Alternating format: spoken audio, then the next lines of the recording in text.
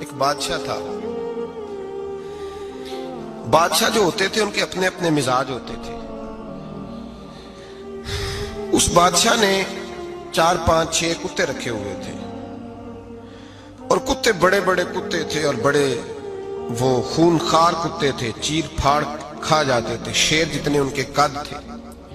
بادشاہ تھوڑا سا کسی آدمی سے ناراض ہوتا نا تو ایک بہت بڑے پنجرے کے اندر ایک بہت بڑا سلاخوں کا گھر اس نے بنایا ہوا تھا، اس میں کتے ہوتے تھے، اور کتے کو جب باندھ کے رکھا جاتا ہے تو زیادہ زہریلا ہو جاتا ہے، وہ زیادہ اس کے اندر کرواہٹ آتی ہے، زیادہ کاٹتا ہے۔ اس نے قید کیے ہوئے تھے، کتے تو بڑے زہریلے تھے۔ جس آدمی سے بادشاہ تھوڑا سا ناراض ہوتا نا تو وہ کتے کے آگے اس آدمی کو ڈالتا، کتے اس کو چیر پھاڑ کے کھا جاتے۔ یہ سزا تھی، لوگوں کو پتا تھا۔ بادشاہ کے وزیر نے بڑی خدمت کی بادشاہ کی، 35 سال تک نوکری کی، لیکن ہر سورج نے غروب تو ہونا ہی ہوتا ہے نا، ہر چاند نے ڈلنا بھی ہوتا ہے۔ اب بوڑھا ہونے لگا، وہ جو مضبوط حافظہ تھا وہ کمزور ہونے لگا، ہلکی ہلکی غلطی۔ بادشاہ مزاج کا بادشاہ تھا، نہیں سمجھ میں آیا تو میں نے کہا کہ لوگ کہتے ہیں ہمیں کام پیارا ہے، چم نہیں، تو رشتہ وفا کا تھا ہی نہیں۔ وزیر سمجھنے لگا کہ اب نہ میں بھی غلطیاں کرنے لگا ہوں تو ایسا نہ ہو کسی دن میں بھی ان کتوں کا شکار ہو جاؤں۔ اس نے بادشاہ سے کہا کہ بادشاہ مجھے آہستہ آہستہ معذرت کرنے لگا، قدم ہٹانے لگا کہ مجھے چھٹی دے دی جائے، اب میں بوڑھا ہو گیا ہوں۔ لیکن اس نے کہا نہیں نہیں، جب تک میری طبیعت نہیں مانتی تم نہیں جا سکتے۔ مطلق العنان لوگ تھے، وزیر خاموش ہو گیا، پریشان رہنے لگا، غلطی ہو گئی ہے تو پھینک دے گا۔ ایک تجویز اس کے ذہن میں آئی، وہ جو پنجرے کتوں کے پنجرے پر محافظ بیٹھا تھا نا، جو ان کو کھانا ڈالتا تھا، روٹی ڈالتا تھا، گوشت دیتا تھا، اس کو ایک دن کہنے لگا یار تیری ڈیوٹی ہے سارا دن کتوں کو کھانا دینے کی، گوشت دینے کی، تو 2 4 دن ڈیوٹی مجھے نہیں دیتا؟ تو لے لے، میں تو پہلے پریشان ہوں، سارا دن ان کی دیکھ بھال کرتا ہوں۔ اس نے کچھ تھوڑا سا گوشت لیا، پنجرے کے باہر کھڑے ہو کے کتوں کو ڈالا۔ اگلے دن تھوڑی روٹیاں لے آیا، کتوں کو ڈالی۔ 2 4 دن، ہفتہ، مہینہ، سال بھر، جتنا اس کو موقع ملا وہ دن بھر خدمت کرتا۔ بس وقت ایک دن آ گیا، بادشاہ کو کوئی بات اچھی نہ لگی۔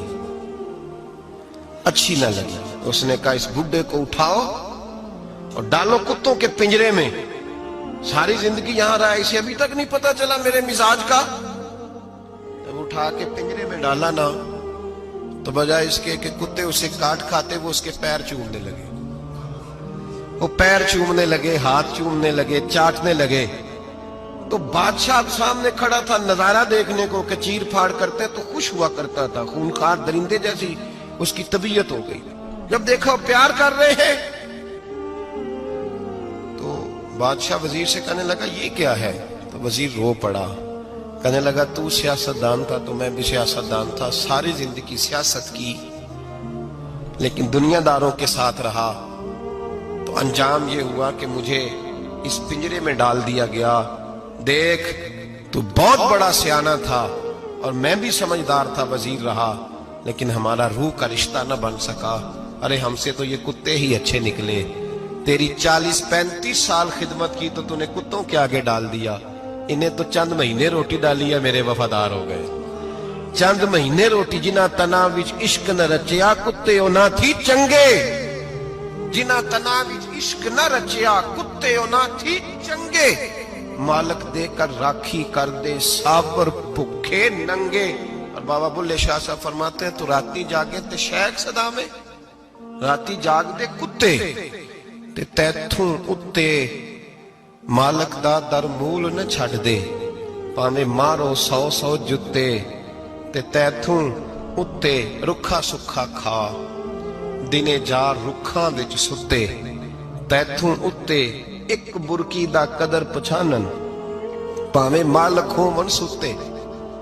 ایک برکی دا اوپر کھڑے ہو کے کام نہیں کرانا پڑتا کہ میں کھڑا رہوں گا تو کام صحیح ہوگا، جاؤں گا تو نہ، ایک برکی دا قدر پچھانن، پاویں مالک ہو من ستے۔ پھر اپنے آپ کو مخاطب کیا، کہنے لگے اٹھ بلیا، चल यार मना ला नहीं ते बाजी ले गए। मुल्ला रूमी कहते हैं कि चिड़िया और चिड़ा मुज़क्कर मुअन्नस दोनों इकट्ठे बैठे थे, तो एक बंदा आ गया सूफी मेरी तरह पगड़ी शकड़ी बांधी हुई, जुब्बे कुब्बे में लगा हुआ। ये जितने फितने आज आपको नज़र आ रहे हैं ना, ये जुब्बों के पीछे निकलते हैं सारे। आवाम बेचारी को तो पता ही नहीं था कि यहाँ भी उलझना है, इन्होंने पकड़ के चक्कर चला दिए। कभी कोई कहानी सुनाते हैं तो कभी कोई कहानी सुनाते हैं, कभी नहीं। और मैं शिकवा करने लगा हूँ, मुझे कर लेने दो। क्या तुमने कभी मईशत पर भी तकरीर की है? हुजूर ने मईशत नहीं दी? क्या तुमने कभी कौम को मुआशरत भी सिखाई है? ये भी तुम। आला हजरत दरवाजे पे खड़े थे, एक बाबा मांगने वाला आ गया।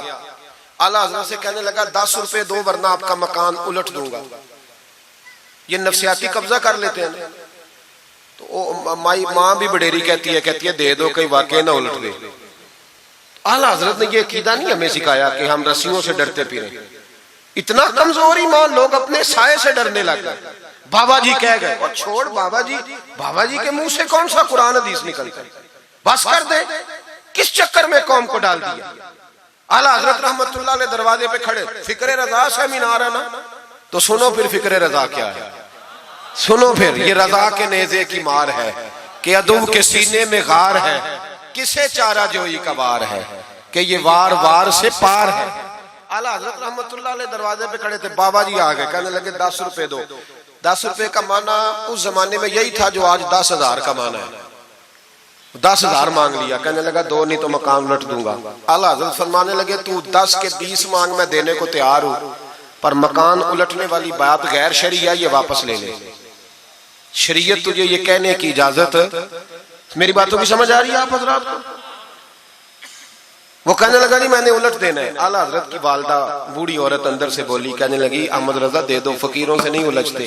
तो आला हजरत फरमाने लगे अम्मा जो सच्चा फकीर हो मैं तो उसके कदमों में बैठने को तैयार हूं, पैर चूमने को तैयार। हम तो निस्बतों पे मर मिटने वाले लोग, लेकिन बात वो करे जो रसूलुल्लाह की शरीयत इजाजत देती है।